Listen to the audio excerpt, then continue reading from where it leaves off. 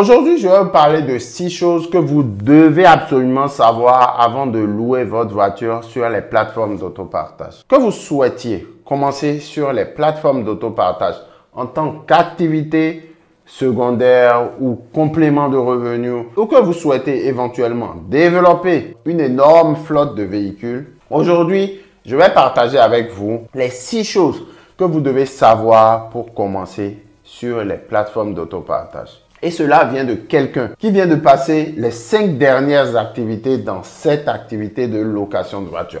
Quelqu'un qui a son agence physique, quelqu'un qui a une flotte de voitures de plus de 26 véhicules. D'accord? Je viens de passer mes 5 dernières années à construire un business. J'ai appris ces choses durant mon parcours dans l'activité. Et j'ai décidé de vous faire gagner un peu de temps. Prenez donc un stylo et de quoi noter. Nous entrons dans le vif du sujet. Aujourd'hui, ce sera épique. Prenez de quoi noter.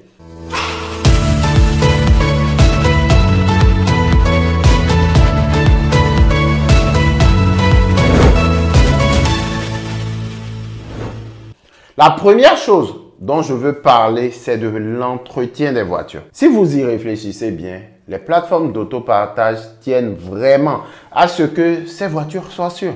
Et ils veulent que leurs clients aient une bonne expérience. Vous devez donc veiller à l'entretien de votre véhicule. Par exemple, si les freins, les pneumatiques sont défectueux, il est question de sécurité. Avant chaque location, vous devez vous assurer que vous avez suffisamment de preuves que votre véhicule est en de bon état. Pourquoi je vous en parle? Tout dernièrement, j'ai eu une location sur un véhicule tout neuf et j'ai eu un locataire qui s'est plaint de l'entretien.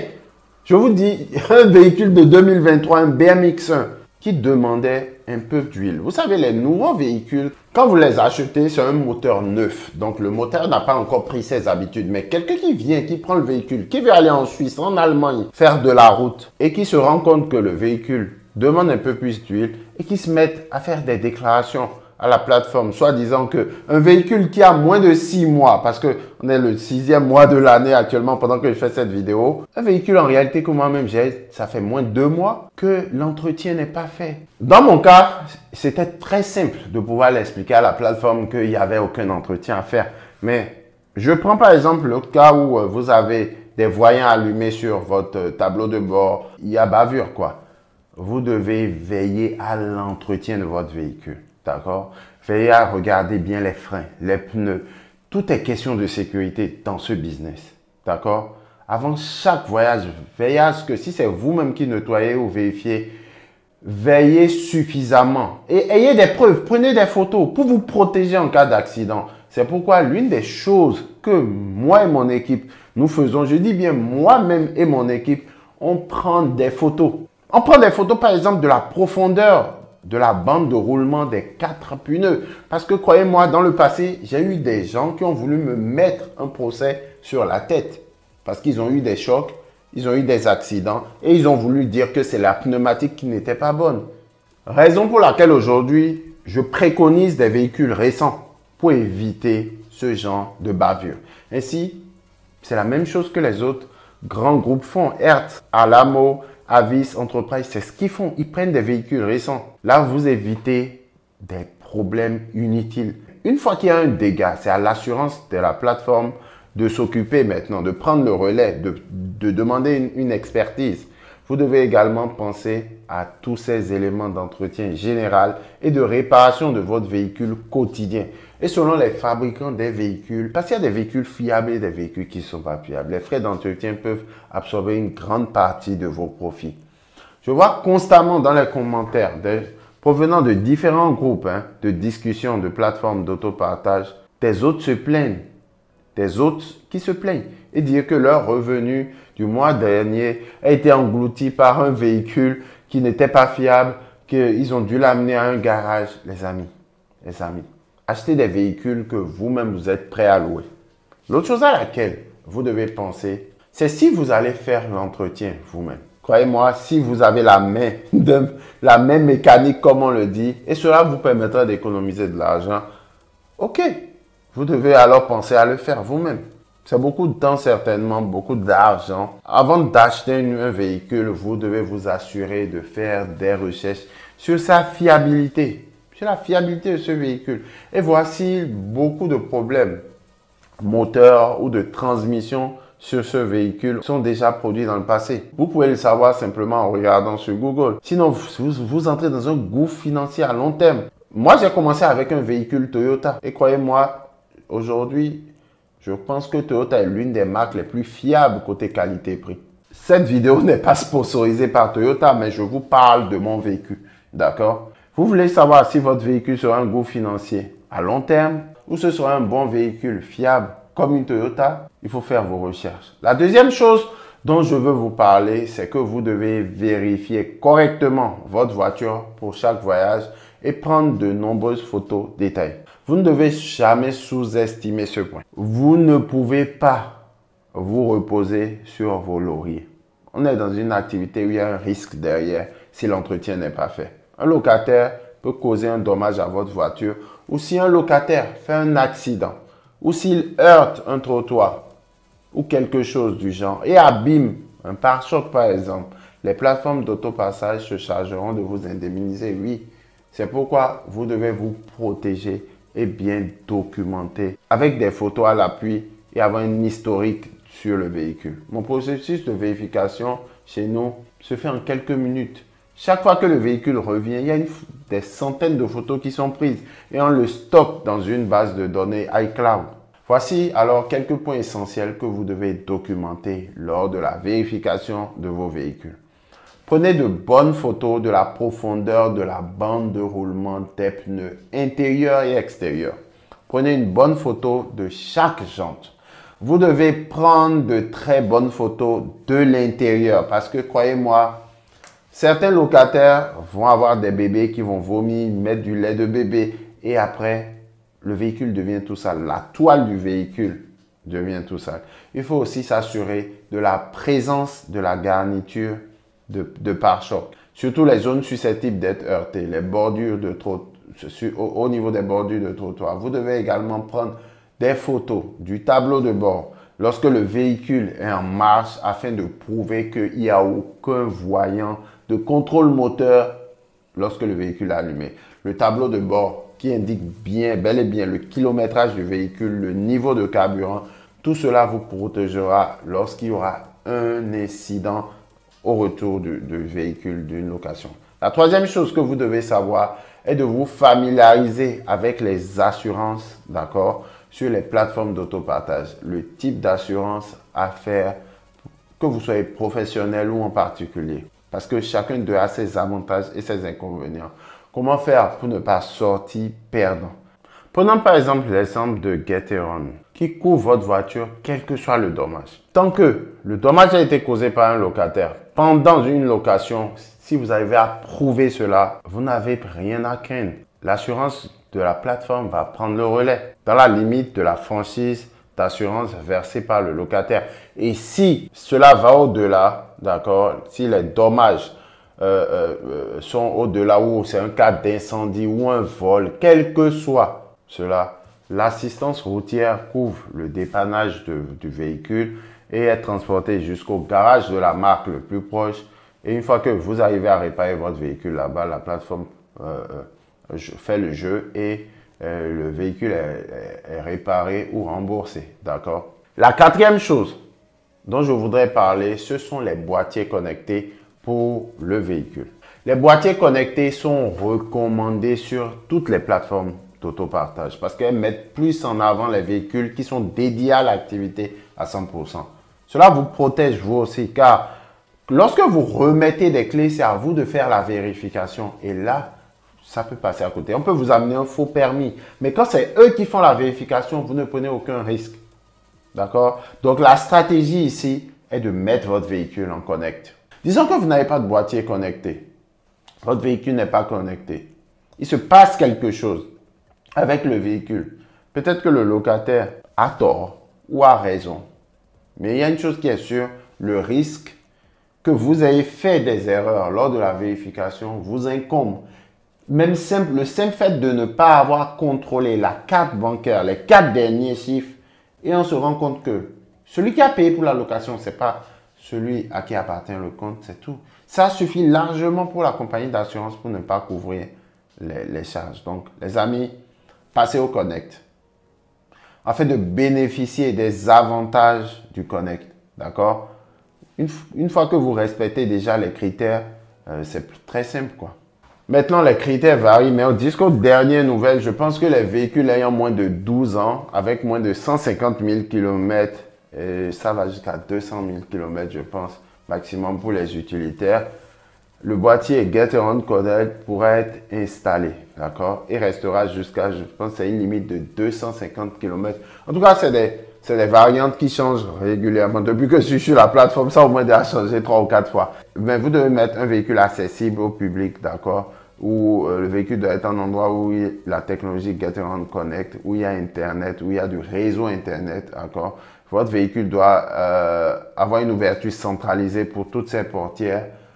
Vous devez aussi laisser le véhicule disponible, je pense, 15 jours et 2 week-ends par mois. Le véhicule doit être essence, diesel ou électrique.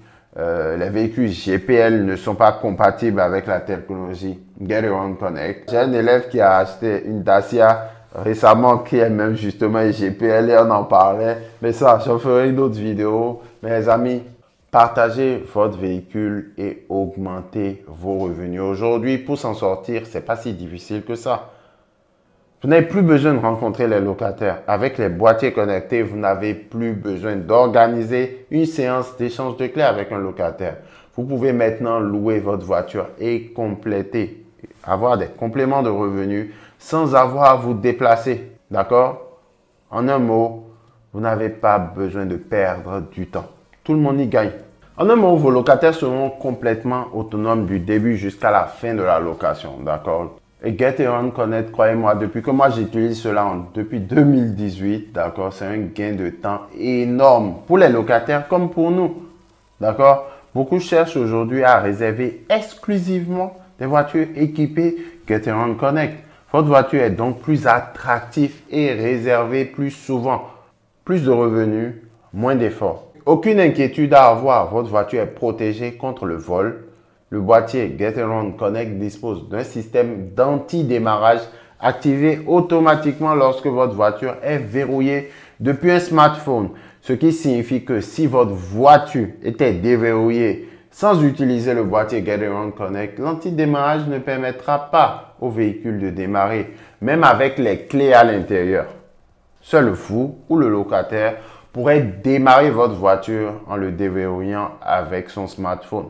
Comme précaution supplémentaire, avec le boîtier Gateron Connect, vous pouvez également, d'accord, comme moi je le fais, ajouter d'autres boîtiers, ajouter d'autres manières de géolocaliser votre voiture, afin que quel que soit ce qui se passe, vous savez où se trouve votre véhicule. La cinquième chose que vous devez savoir est l'automatisation. Et là, aujourd'hui, moi, je suis passé maître dans l'automatisation. Je ne touche plus un seul chiffon. Si vous voulez vraiment gagner du temps dans votre entreprise et si vous voulez envisager, d'accord, de l'étendre à long terme et d'ajouter des véhicules à votre flotte, vous devez vous demander comment gagner du temps dans ce processus, autant que possible. L'automatisation vous permettra de le faire. Dans mon entreprise, j'ai actuellement 3 messages automatisés. J'ai un SMS qui est envoyé immédiatement après la réservation d'un véhicule.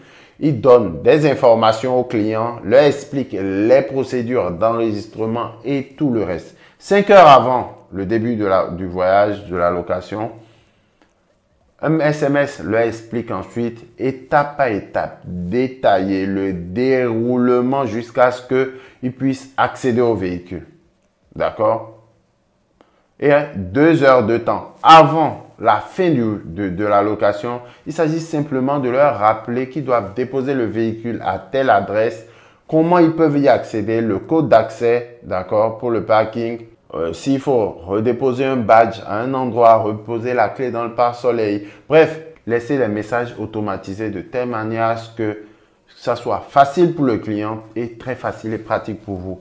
Donc, tout est conçu pour pouvoir obtenir de bonnes évaluations et de prendre le moins de temps possible pour vous avec l'automatisation. Maintenant, comment je le fais? Avec un boîtier connecté et je vous en parle dimanche à 19 h. Oui, ce dimanche à 19 h, inscris-toi à ma masterclass que j'organise gratuitement Le lien se trouve en bas en description et tu verras le logiciel que j'utilise pour pouvoir automatiser tous mes messages. La sixième chose que vous devez savoir pour vous lancer dans cette activité, c'est que vous devez connaître vos chiffres. Et je ne parle pas seulement de regarder sur les plateformes d'autopartage et de voir ce que les autres voitures louent dans votre région. Vous devez faire une sorte d'analyse détaillée en calculant les dépenses réelles, d'accord? Sinon, vous finirez par gaspiller de l'argent sur le long terme et par passer beaucoup de temps à tourner en rond. Je connais beaucoup d'autres qui tournent en rond. Vous auriez mieux fait de ne même pas commencer. Si vous voulez financer un véhicule pour les plateformes d'autopartage, vous devez comprendre que vos dépenses pour ce véhicule vont bien au-delà d'un simple paiement mensuel qui n'est qu'une infime partie du casse-tête. Et vous devez vraiment comprendre l'amortissement d'un prêt. Vous devez comprendre que lorsque vous effectuez ce paiement mensuel, un pourcentage de cet argent est consacré aux intérêts et qu'un pourcentage de ce paiement mensuel sert à faire rembourser le capital. Je pourrais probablement faire une vidéo entière sur la seule section en parlant de chiffres. Mais vous devez comprendre que ce n'est pas qu'une voiture. Elle vous permet d'accroître votre patrimoine net aussi. Si vous êtes en mesure d'accumuler des fonds propres dans ce véhicule, vous pourrez le vendre plus tard. Ce qu'il faut savoir, c'est qu'avec un financement d'un véhicule, vos dépenses réelles ne sont pas le remboursement du prêt, mais le service de la dette, c'est-à-dire le montant de votre paiement mensuel qui est consacré aux intérêts. C'est l'une de vos dépenses mensuelles. Puis, vous avez la dépréciation qui est peu coûteuse, qui ne sort pas de votre poche et vous devez trouver une sorte de modèle de dépréciation pour chaque véhicule spécifique qui soit réaliste et qui ait du sens. Les deux autres coûts sont l'entretien et l'assurance du véhicule. Tout revenu supplémentaire généré par le véhicule est converti en capital et en liquidité sur votre compte en banque. D'accord? Je ne souhaite trop insister sur l'importance d'avoir un bon modèle de dépréciation pour tout véhicule que vous achetez. Car même si ces dépenses sont invisibles, la dépréciation ne sort pas de votre compte chaque mois. Elle peut toujours représenter l'une de vos plus grosses dépenses du mois. Et vous ne pouvez même pas vous en rendre compte. Tout comme vous devez choisir un bon véhicule qui soit très fiable. Vous devez également choisir un véhicule dont la dépréciation est très faible et dont vous savez qu'il conservera sa valeur au fil du temps. Pensez-y de cette manière. Cela n'a pas beaucoup de sens si vous louez votre voiture toute l'année et qu'il vous rapporte 14 000 € par exemple de revenus de location, mais qu'il ait aussi perdu 14 000 €. Vous avez donc travaillé toute l'année pour rien alors. J'espère que cette vidéo vous aura aidé à démarrer votre voyage sur les plateformes d'autopartage. J'ai accompagné tellement de personnes qu'aujourd'hui, je pense que je suis légitime pour vous apporter du conseil. Raison pour laquelle je vous invite à une masterclass gratuite que j'organise ce dimanche à 19 h. Et pour t'inscrire, c'est gratuit. Tu vas dans la barre de description en bas et tu t'inscris. Je partagerai avec toi des secrets de ma réussite, comment je suis arrivé à avoir un parc de 26 véhicules qui me génère gros. Aujourd'hui, mon agence, oui, je dis bien mon agence, parce que oui, j'ai une agence. On est basé à Saint-Cloud dans le 92 et je ne suis pas juste quelqu'un qui est sur Internet pour vous faire des vidéos. Je vis de l'activité. Donc, si tu veux savoir comment j'en suis arrivé là, passer de salarié fauché à aujourd'hui, générer plus de 200 000 € de chiffre d'affaires avec un parc automobile qui vaut largement plus du million. Je t'invite ce dimanche à 19 h. L'inscription est gratuite, elle est en bas dans la description. Donc, si toi aussi tu veux vivre et non survivre, rejoins-nous ce dimanche à 19 h. Le rendez-vous, c'est dimanche à 19 h. L'inscription, c'est en bas dans la description.